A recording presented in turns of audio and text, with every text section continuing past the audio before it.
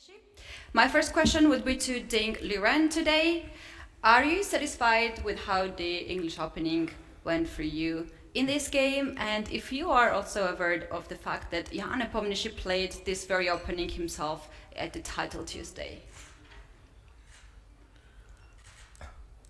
I guess bishop a5 the main line.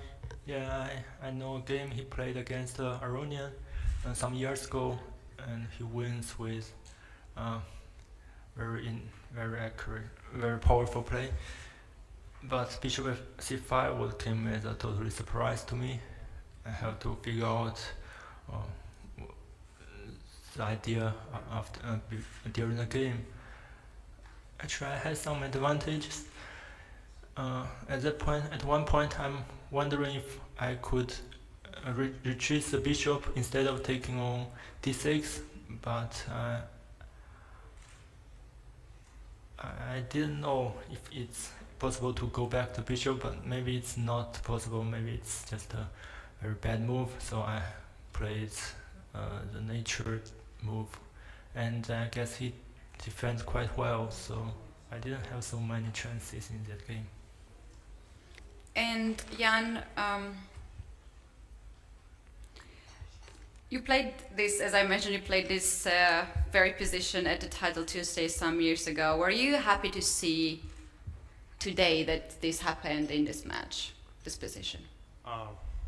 Yeah, well, it's the whole line is quite interesting for it.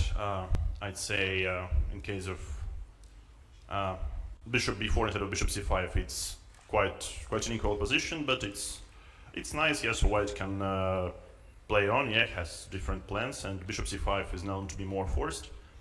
And this bishop b4, this b takes c3, bishop c5 move. Yeah, I played myself against. I can't recall what was the player, but I think some international master. Carlos Jose Gabriel. Yeah, correct. Yeah, and I got lost with white after 3 moves already or something. Yes, so I thought it's quite a nice line, and I think it was already for quite some time. I mean, this idea of bishop c5, because I mean objectively it looks a little bit scary, but I wouldn't say. I mean, probably if you go for some forcing lines, yeah, then. Yeah, you take some extra risk, but as far as I know, there is not so much white can do here. Perhaps instead of many different editions of this endgame, capturing winning the pawn, but the structure is so poor. I wasn't quite sure about if I should have played h3 because h3 is double-edged, so probably I don't know, something like rook c8 would be more smart, or maybe I don't know, even rook d8 and then rook d6. Just give away h4 pawn, but get an active rook instead. But somehow I thought that the should be all right. Yeah, and then I think it's basically a fortress. Yes, so I'm not sure if white can achieve something. So the only idea is to play rook d5 or something. Yeah, if my king is on e7 or play square bishops. But I think it's very nice regrouping with a king on g7. It feels like it's in time. Yes, or white has so many weaknesses, and h3 is not so easy to capture. So, yeah, overall, I think was a decent game from me. A question for each one. For Liren, after the previous game, you said that your level of self-confidence regarding the winner of this match was about 5, counting from 1 to 10. My question is if this game has changed something on that sense.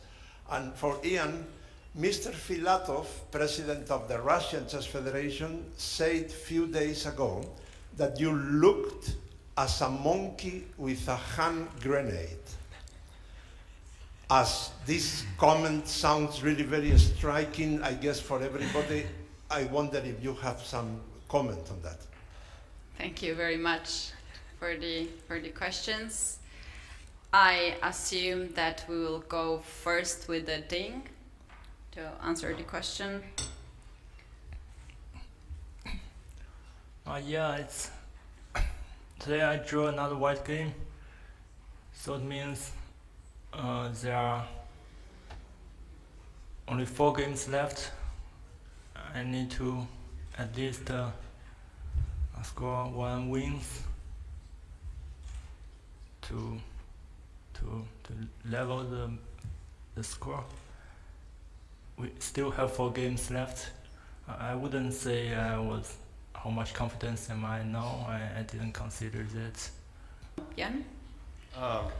Thank you for a good question as usual. But I guess I don't really want to elaborate on this. Yeah. So. Okay, thank you. Thank you.